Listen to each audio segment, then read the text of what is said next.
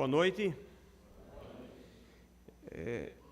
Antes de mais nada, eu queria agradecer esta oportunidade, agradecer pelo fato de nós estarmos aqui. Deus tem nos abençoado, Deus tem nos ajudado e Deus tem atendido as nossas orações, né, Sérgio? Principalmente a dele.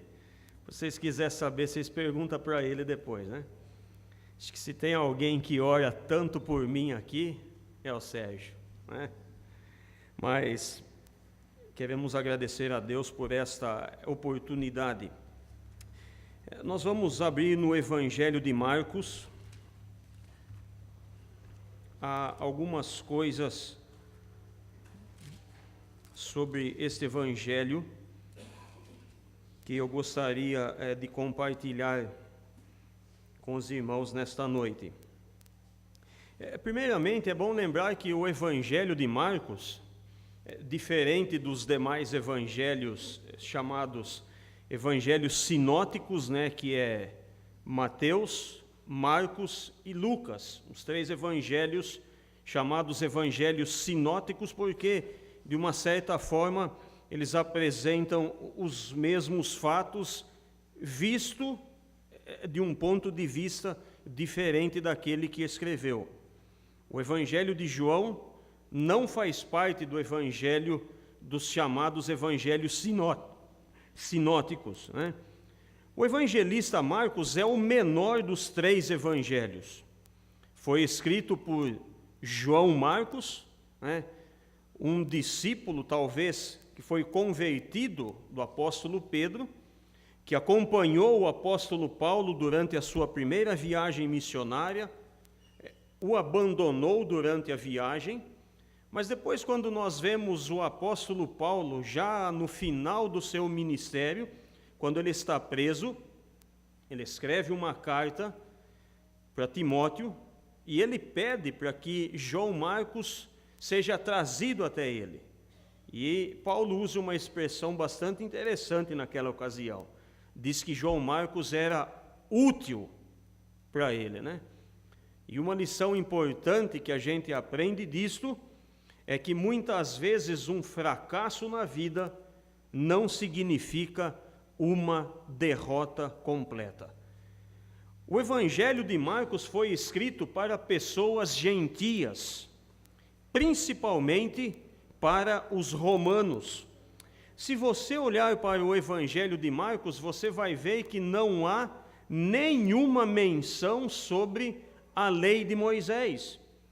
Outra coisa interessante é que, como foi escrito para os romanos e para pessoas gentias, o evangelista Marcos ele não se ocupa com a genealogia do Senhor Jesus Cristo, o que para as pessoas gentias e para os romanos não era interessante. Para os romanos, para os gentios, para quem o evangelho foi escrito, uma coisa era muito mais importante do que a outra. Ou seja, o evangelista Marcos, ele toma o cuidado de descrever muitas das coisas que Jesus fez, ao invés de descrever muitas das coisas que Jesus falou, como fazem os evangelistas Mateus e Lucas.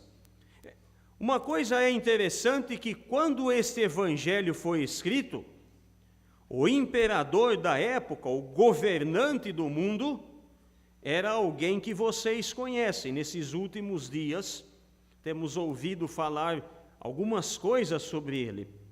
O imperador Nero. É interessante que, na ocasião, o imperador Nero botou fogo em Roma. E se vocês não sabem, eu creio que a maioria sabe disso, muito embora a história omita um pouco esta parte, Nero incendiou Roma e colocou a culpa em quem?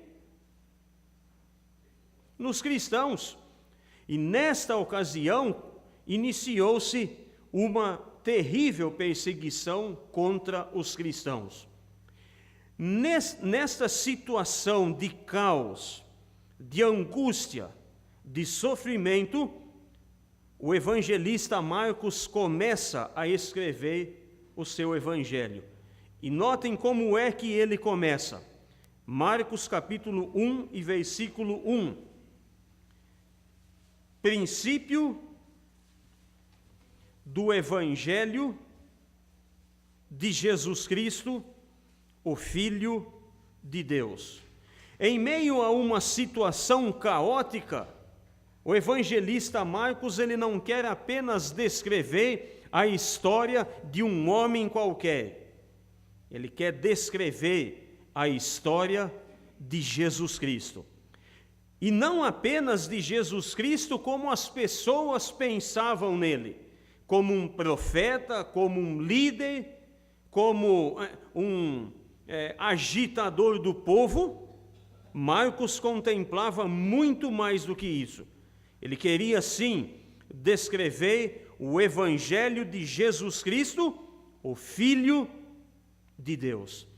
E é interessante que a menção deste fato de que Jesus Cristo era o Filho de Deus, nós vemos nos evangelhos reconhecido até pelos próprios demônios.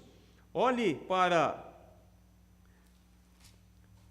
o mesmo capítulo 1 e o versículo 24.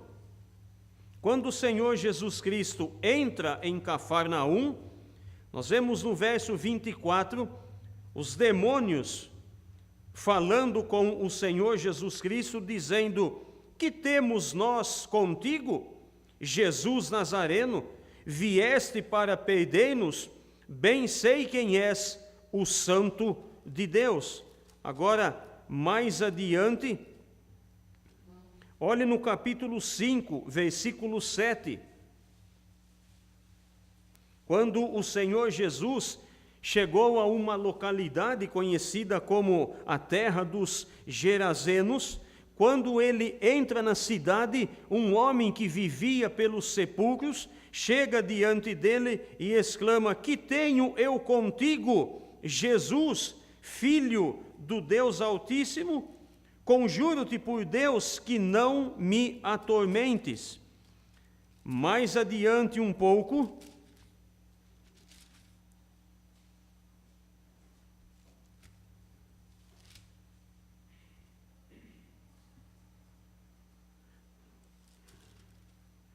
agora no capítulo 14,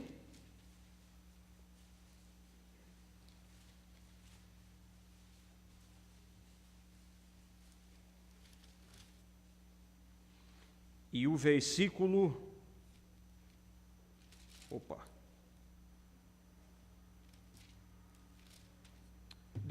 capítulo 15 e versículo 39. Capítulo 15, verso 39.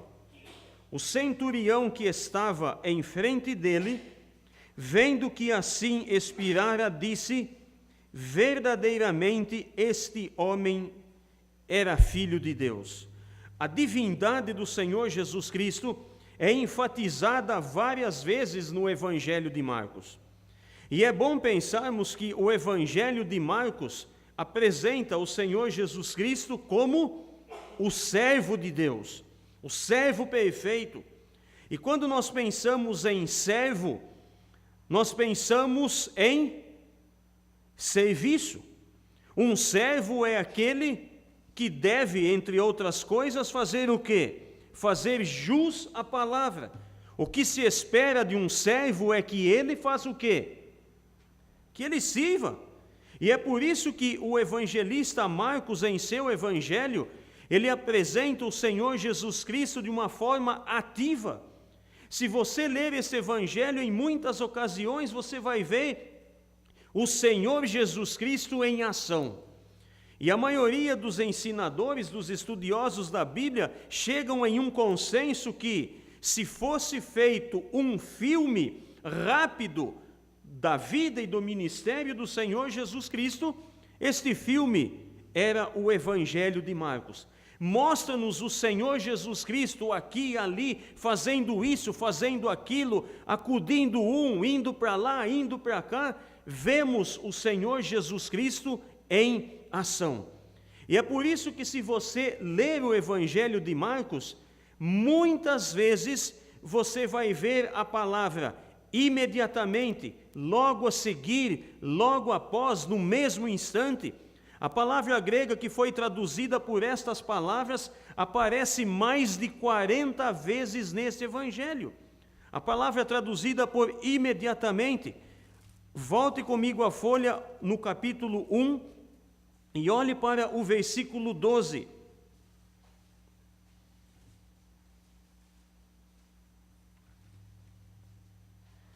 E logo o Espírito o impeliu para o deserto. Verso 18, então eles deixaram imediatamente as redes e o seguiram. Verso 20, e logo os chamou. Verso 21, e logo no sábado foi ele ensinar na sinagoga. Agora, olhe para o versículo 42. No mesmo instante lhe desapareceu a lepra e ficou limpo. Verso 43, logo o despediu. Capítulo 2, verso 1, logo correu que ele estava em casa. E se você acompanhar o restante do evangelho, vezes após outra, você vai ver esta expressão. E o que o evangelista Marcos tinha em mente era justamente isso: um Salvador ocupado, ativo, envolvido com aquela que era a sua única e exclusiva missão aqui nesse mundo. É por isso que ele mesmo disse: o Filho do Homem não veio para ser servido, mas ele veio para servir e dar a sua vida em resgate de muitos. É interessante que neste mesmo evangelho nós vemos somente uma ocasião em que o Senhor Jesus Cristo estava dormindo. E isto foi por um pouco espaço de tempo. Nós olhamos para o capítulo 4, na ocasião em que os discípulos estão no barco, o Senhor Jesus Cristo, cansado, ele encosta a cabeça, ele começa, digamos, a tirar um cochilo, e logo os discípulos o acordam dizendo: o Senhor não se importa que nós estamos perecendo? E nós vemos que o Senhor Jesus Cristo, então, ele desperta, versículo 39, ele repreende o vento e o mar, dizendo: acalma-te e emudece. O vento se aquietou e fez-se grande bonança. Agora, avance comigo no capítulo 10 e o versículo 17. Capítulo 10 e versículo 17.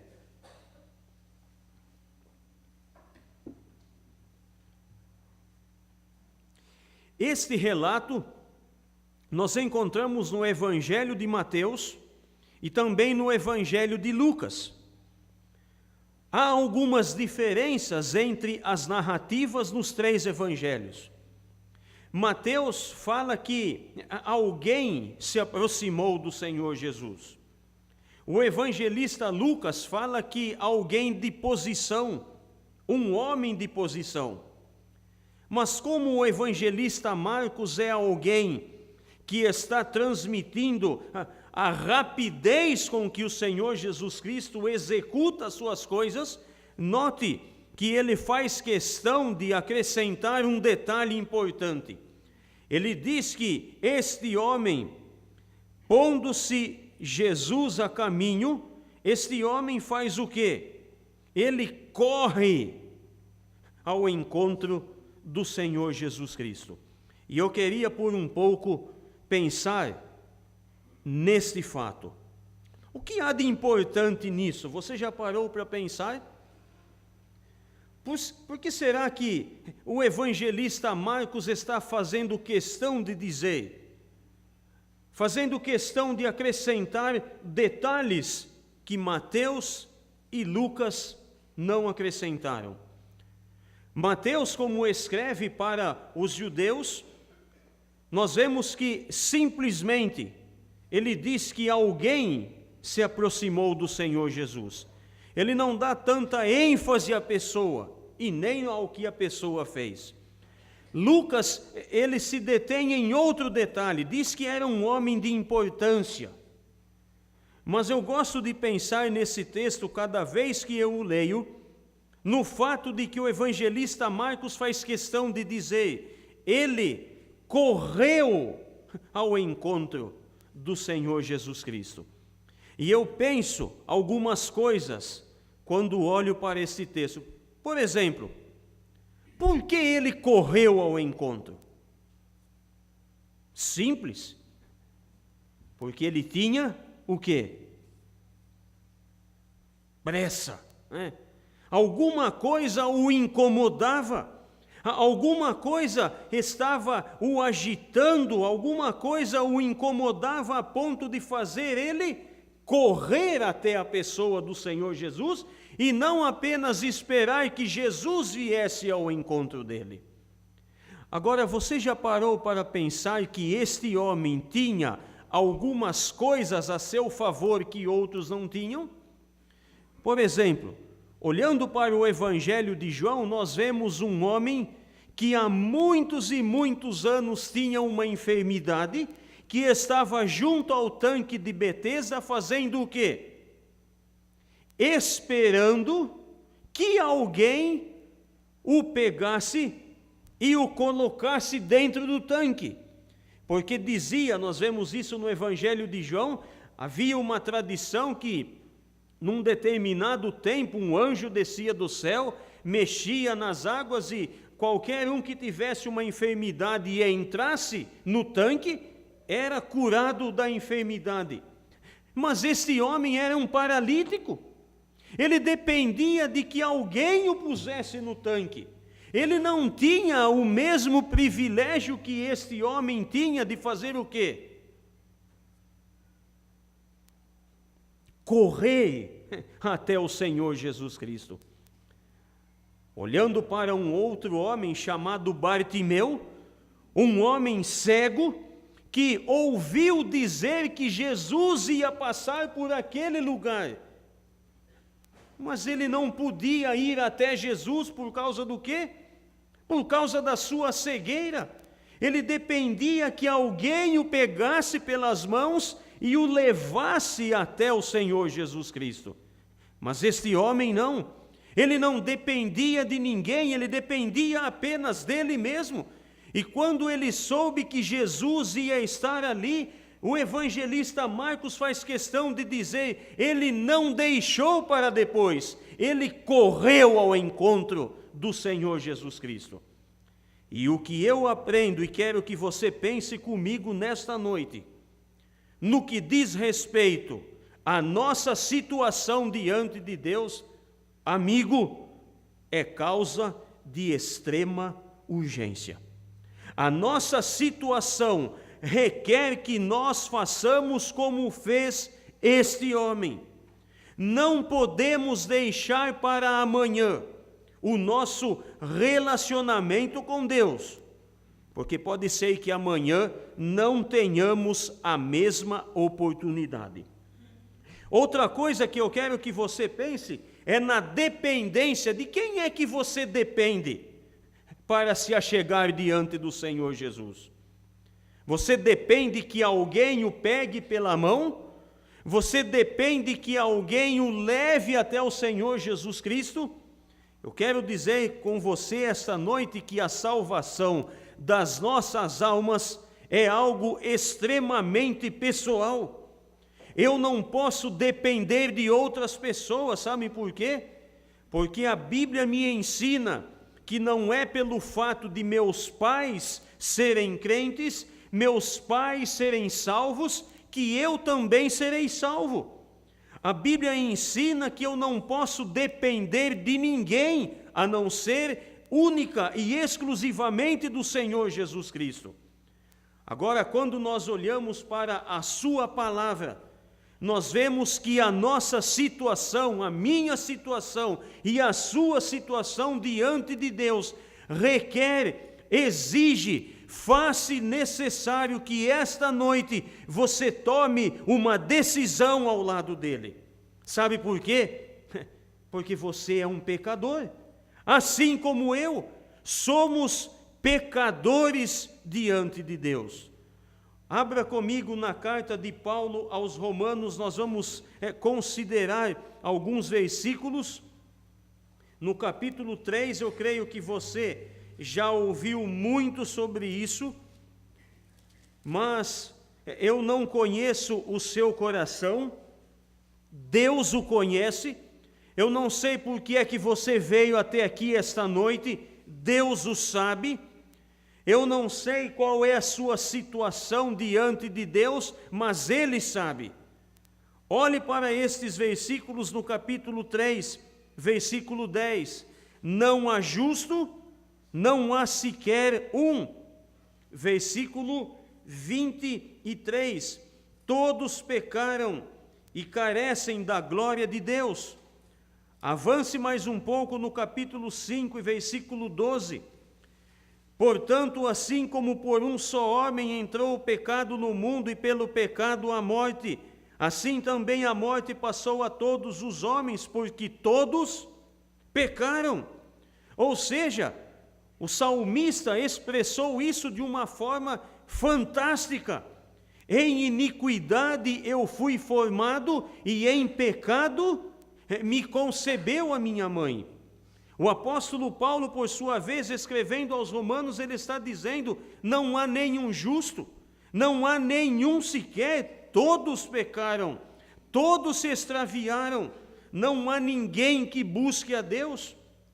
E ele reforça esta ideia dizendo: assim como por um homem entrou o pecado no mundo e pelo pecado a morte passou a todos os homens, porque todos pecaram. É fácil de entender. Por que as pessoas morrem? Porque todos pecaram. O mesmo Paulo, escrevendo nesta carta aos Romanos, no capítulo 6, e verso 23, ele diz: o salário do pecado é a morte. Ou seja, você e eu somos pecadores e temos um preço a pagar por causa disso. E como é que vamos pagar? Com a morte. Você já pensou nisso? Sabe, eu quando penso nesse assunto, é algo que me faz refletir na brevidade da nossa vida. A Bíblia escreve de uma maneira que não deixa sombra de dúvidas. Deus inspirou homens a escreverem sobre este tema, e quando nós olhamos para Tiago escrevendo em sua epístola, ele diz que a nossa vida é como uma nuvem que aparece e de repente desaparece. Domingo passado, eu fui ao funeral de um parente meu, e quando eu estava ali, algumas coisas me vinham à memória, algumas conversas que a gente teve, algumas experiências que a gente viveu junto. E quando eu recebi a notícia na sexta-feira de que ele estava hospitalizado, que a sua situação era extremamente grave, a gente começa a pensar: eu acho que ele não vai durar muito tempo. Mas quando a gente recebe a notícia, como eu recebi no domingo de manhã, que ele havia falecido, a gente leva aquele susto. Nossa, morreu? Morreu. É o final da nossa vida, é o final da nossa existência, e o que eu quero que você pense esta noite, que esse final talvez não esteja tão longe de mim e de você como você imagina. Talvez a gente faça tantos planos para tantos anos, mas a gente se esquece de pensar que talvez hoje estejamos vivendo os últimos instantes da nossa vida. Já pensou nisso? Eu gosto de imaginar o privilégio que um homem teve, que a Bíblia menciona que foi o único, que Deus deu a oportunidade para ele pensar na sua vida quando disse: você vai morrer. Coloque a sua casa em ordem, porque você não vai viver, você vai morrer. Um homem chamado Ezequias. E ele começou a se lamentar. mas ele teve tempo hábil, como Deus disse, coloque a sua casa em ordem. E tenha certeza de uma coisa, Deus não vai dizer a mesma coisa a você. Você não vai ter o privilégio que teve o rei Ezequias. É por isso que eu gosto de olhar para o Evangelho de Marcos, quando várias vezes ele está dizendo, logo a seguir, logo após, imediatamente, no mesmo instante. Amigo, faça como ele descreve. Imediatamente, coloque-se diante do Senhor Jesus Cristo e reconheça que, assim como acabamos de ler, você faz parte desta lista quando ele diz: todos pecaram. Você precisa se arrepender dos seus pecados imediatamente. Sabe por quê? Porque a Bíblia nos ensina que depois da morte, o juízo de Deus. E eu quero que você pense seriamente sobre este fato. O juízo de Deus não é como o juízo humano. Não pense que Deus vai ser como... Não devemos falar mal das autoridades como ouvimos de manhã. Mas nós estamos vendo o nosso país mergulhado em corrupção. Aqueles que são responsáveis por julgar e por condenar estão marcados pelos escândalos de absolvição, principalmente os juízes da nossa nação. Homens comprados para absolver aqueles que deveriam ser condenados. Deus não é assim.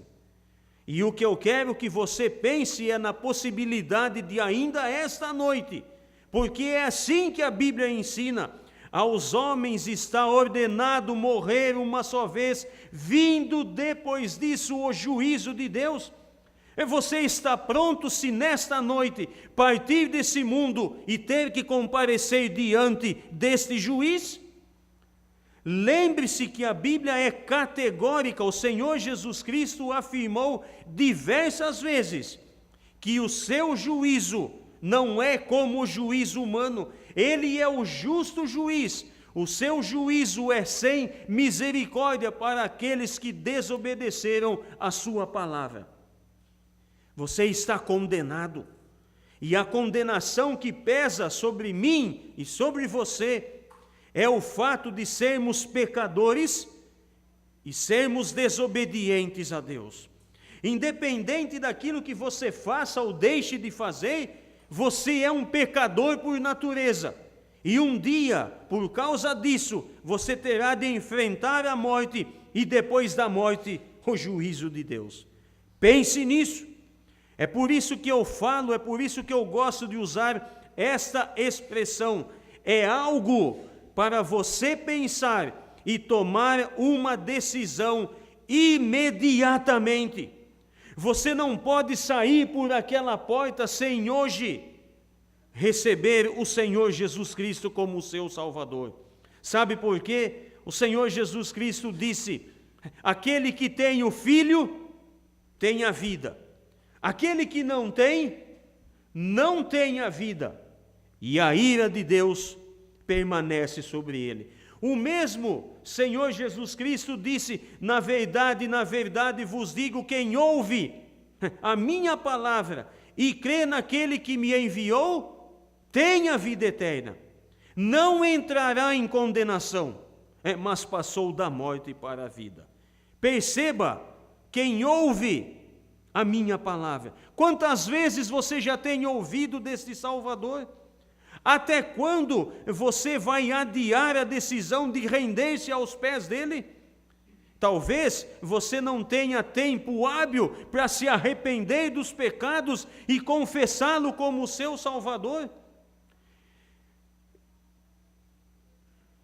Este meu primo que foi sepultado domingo, uma coisa que eu jamais vou esquecer, é que algum tempo atrás eu estava na casa do meu pai, e ele passou andando pela rua, e nós começamos a conversar,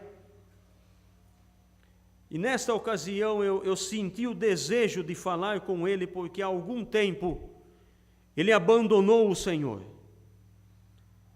E naquele dia eu me lembro que alguma coisa me incomodou para falar com ele, e eu disse: olha, por quanto tempo ainda você vai adiar a volta ao Senhor Jesus? Por quanto tempo ainda você quer permanecer nesta situação, sabendo que alguém pagou pelos seus pecados? E ele começou a chorar, ele chorava, e ele disse: eu sei que estou errado, mas não sei quando vou voltar. Infelizmente, não sei se ele teve tempo de resolver a sua situação com o Senhor. Espero que sim. Espero que Deus, que é misericordioso, ainda lhe concedeu alguma oportunidade para refletir na sua decisão. Mas é como eu disse, nós não sabemos se vamos ter tal oportunidade. Você não sabe se vai ter uma oportunidade assim. Então, para que adiar? Para que retardar uma decisão que você tem de tomar imediatamente? Amigo, pense nisso. A história registra a biografia de um grande homem de Deus que todas as vezes em que ele olhava para uma pessoa e falava sobre a condenação e sobre o inferno, ele nunca falava sem sair lágrimas dos seus olhos, porque ele estava convicto daquilo que representa o inferno para uma pessoa. O final de uma vida sem Deus, o final de uma vida sem esperança, sem paz, na condenação, no tormento, no lago de fogo. Pense nisso. Tome uma decisão ainda hoje ao lado do Senhor Jesus Cristo. Faça como este homem, corra aos pés do Salvador, ainda há tempo. Poderá ser que amanhã você não tenha a mesma oportunidade. É interessante quando nós olhamos para este texto, que este homem, que era um homem rico, que era alguém importante, que correu aos pés do Senhor Jesus Cristo, preocupado com a vida eterna. Olhem que neste texto ele diz: bom mestre, o que eu farei para herdar a vida eterna? Eu espero que você tenha a mesma preocupação esta noite. Não naquilo que você pode fazer, porque, verdade seja dita, você não pode fazer nada. Com respeito à salvação das nossas almas, nós dependemos única e exclusivamente da pessoa do Senhor Jesus e daquilo que Ele fez na cruz central do Calvário. Ele deu a sua vida por nós, Ele morreu por nós, Ele morreu por nossa causa, Ele verteu o seu sangue, Ele foi cravado na cruz por minha causa e por sua causa. Nós dependemos única, totalmente e exclusivamente da obra redentora na cruz do Calvário, se nós quisermos ter a salvação das nossas almas. Quando o Senhor Jesus Cristo olha para ele, eu gosto de pensar nesse fato. O Senhor Jesus Cristo viu o seu íntimo, o Senhor Jesus Cristo olhou o seu coração e viu neste homem alguém que confiava nas suas riquezas, alguém que confiava nas suas posses, nos seus esforços, alguém que confiava em si mesmo, alguém que não confiava no Senhor Jesus.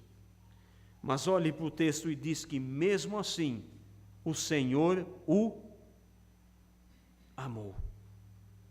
O amor do Senhor é um amor indescritível. É um amor que nós não somos capazes de entender, não somos capazes de descrever. O amor que o Senhor Jesus Cristo tem por mim e por você. O que eu quero que você aprenda com este homem é que quando o Senhor Jesus Cristo olhou para ele e disse: você conhece os mandamentos? Ele disse: sim, eu tenho praticado todos desde a minha mocidade. E quando o Senhor Jesus Cristo disse: então falta apenas uma coisa, venda o que você tem, dê aos pobres, venha e siga-me. Fácil, O que o Senhor Jesus Cristo queria dizer para este homem é que o seu coração estava nas suas riquezas. Ele não estava disposto o suficiente a abrir mão dos seus bens para seguir o Senhor Jesus Cristo. Os seus bens eram mais importantes do que a sua salvação. E o texto diz, assim como a Bíblia diz de um único homem que teve a oportunidade de colocar a sua casa em ordem, a Bíblia fala uma única vez de uma pessoa que teve um encontro com o Senhor Jesus e retirou-se da sua presença triste,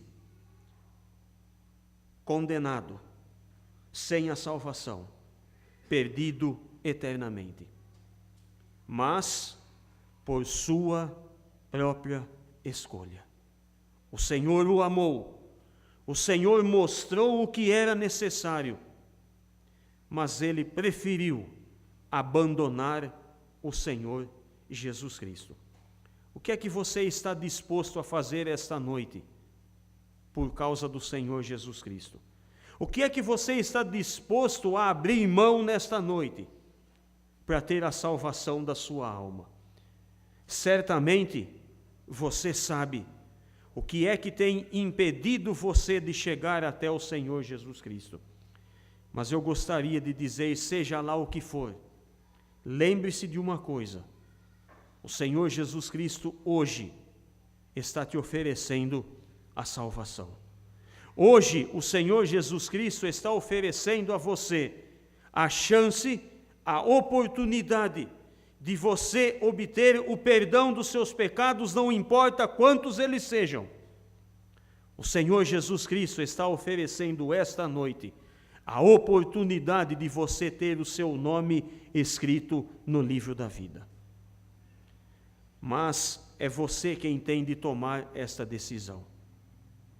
E como eu disse, olhando para o Evangelho de Marcos, talvez se ele fosse escrever um relato da sua vida esta noite, talvez ele escrevesse: quando ele ouviu acerca da salvação, imediatamente ele rendeu-se aos pés do Salvador. Que esta seja a sua biografia, que este seja o resultado esta noite de você ouvir mais uma vez este Evangelho. Imediatamente, logo após, no mesmo instante, renda-se aos pés do Salvador Jesus Cristo.